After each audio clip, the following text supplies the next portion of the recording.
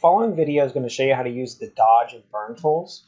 So basically what you do is they're used to lighten and darken the color of an image.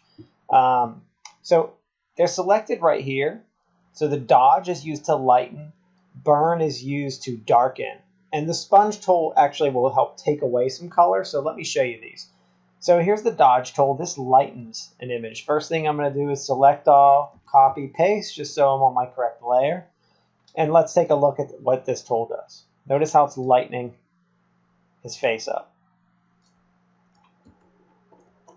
Watch, I'll do it to his arm. Obviously, I'm selecting a lot more of him, just so you can see the effect. And just the reverse, the burn tool darkens.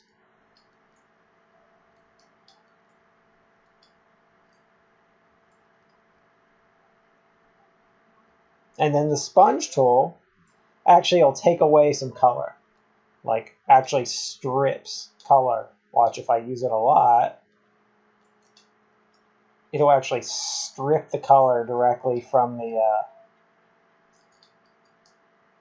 object, make it black and white. And that's why you use those three tools.